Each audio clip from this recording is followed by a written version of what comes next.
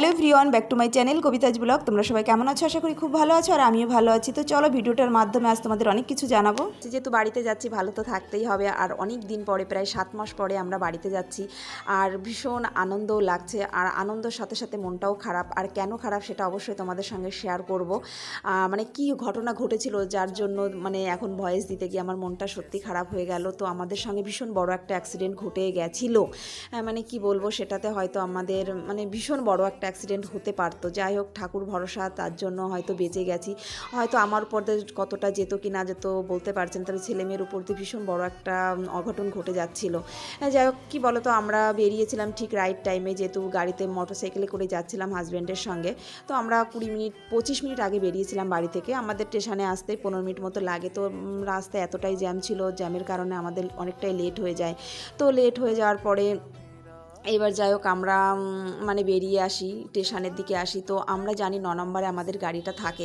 তো আমাদের কত বড় ভুল হলো, মানে ভুল হয়েছে এটাই, যেটা আমরা মানে গাড়িটাই দেখিনি যে গাড়িটা মানে এটা কোথায় যাচ্ছে, পূর্বাঞ্চল এক্সপ্রেস কলকাতা যাচ্ছে কি না, যার জন্য আমাদের এই অ্যাক্সিডেন্টটা হতে যাচ্ছিল। তো ভিডিওটা পুরোটাই দেখতে থাকো, কিসের জন্য কেন হলো সবটাই তোমাদের সঙ্গে শেয়ার করব। তো ফাইনালি আমরা দেখো স্টেশনে পৌঁছে গেলাম।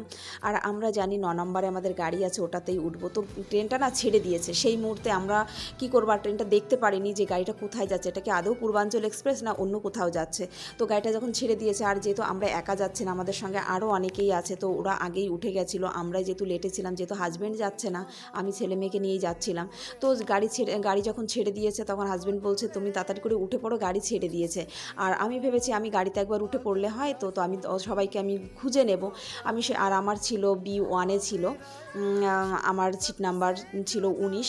তো আমি সেই ভেবেছি যে আমি ভেতরে গিয়ে সবাইকেই খুঁজে নেবো। এই দেখো, এটা 9 নম্বরে ছিল আমার, এটা পূর্বাঞ্চল এক্সপ্রেস, কিন্তু এটা পূর্বাঞ্চল এক্সপ্রেস ছিলই না।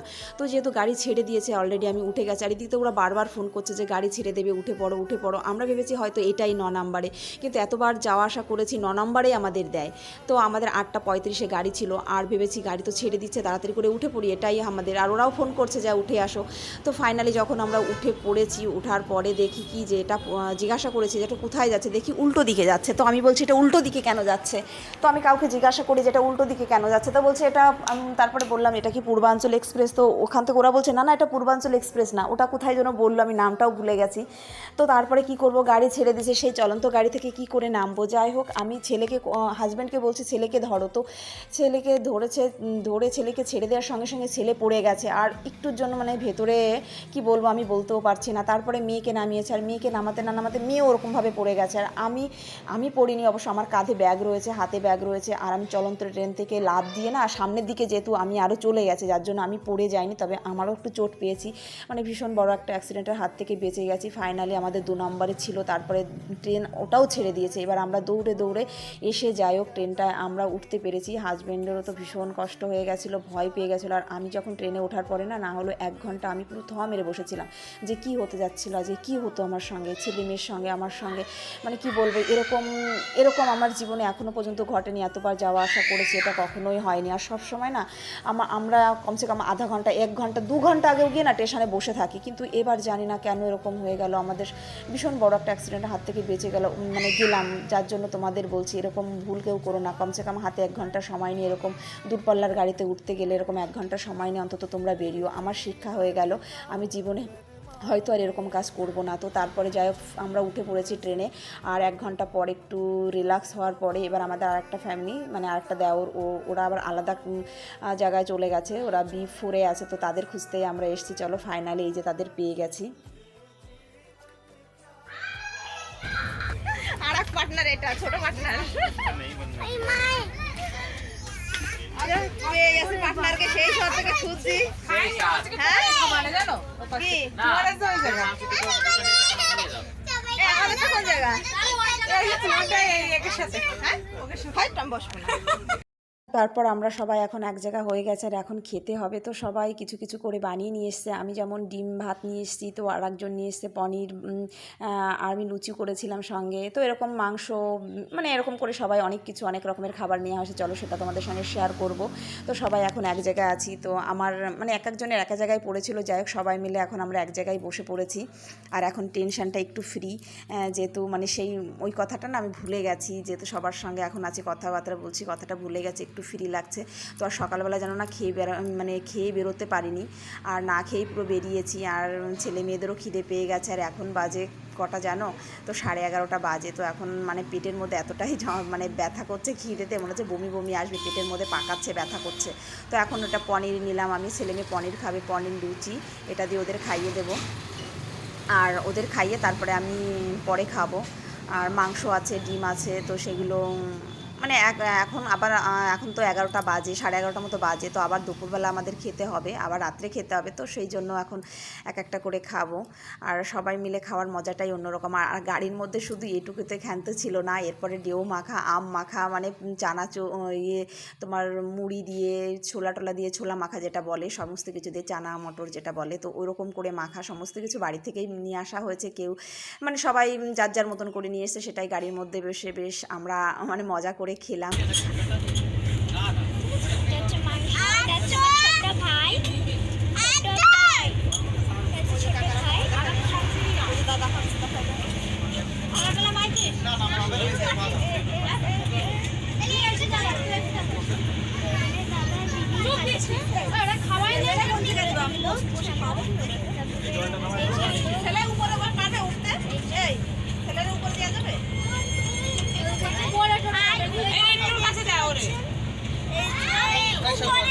উপরে বসে খাতে পারবো না, উপরে বসে জল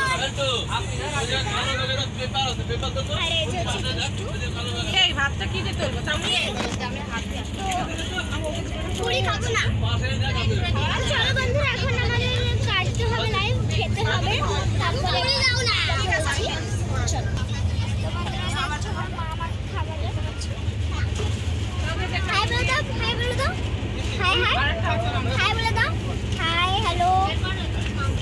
আমার মানে পিয়াজ অনেক পছন্দ করে, তাই অনেক আমার খাওয়ালি জল লাগবে। আমার কাছে সারা আগে তোমার পিছা পিছা এই যে মা থালা আছে। বাউটা কাটি করি সব।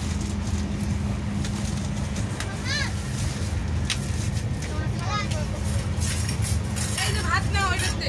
তার আগে ইয়াসি হাই এটাই ভাত। পনিরটা দাও তো সরাসরি। পনির আমি রেখে দিয়েছি পাশটায়।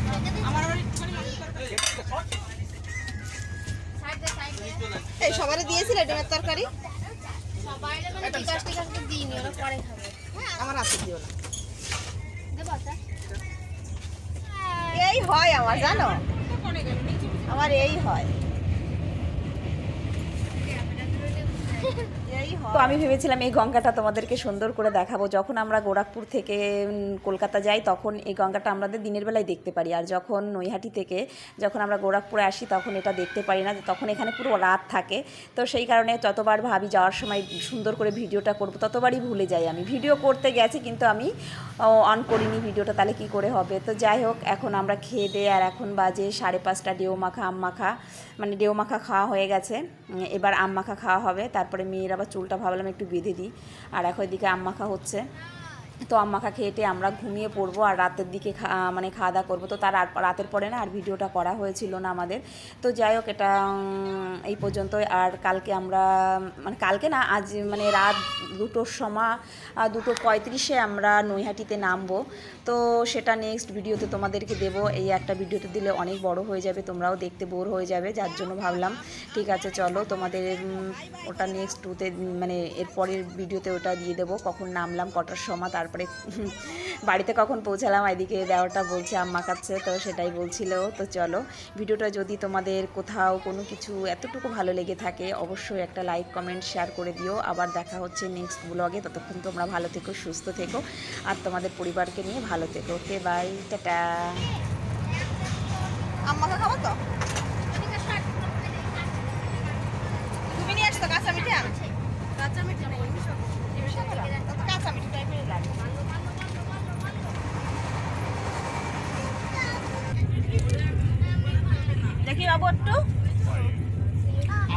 ভাবলাম যে এগুলো একটা ছবি তুলবো, সেগুলোর ক্যামেরাটা দেখতে সেই ভালো আসছে না। ভালো আসছে না, জানো এই আমারও আসছে। ও কি রে কাটা আমাদের পাশে কাটে কেটে ये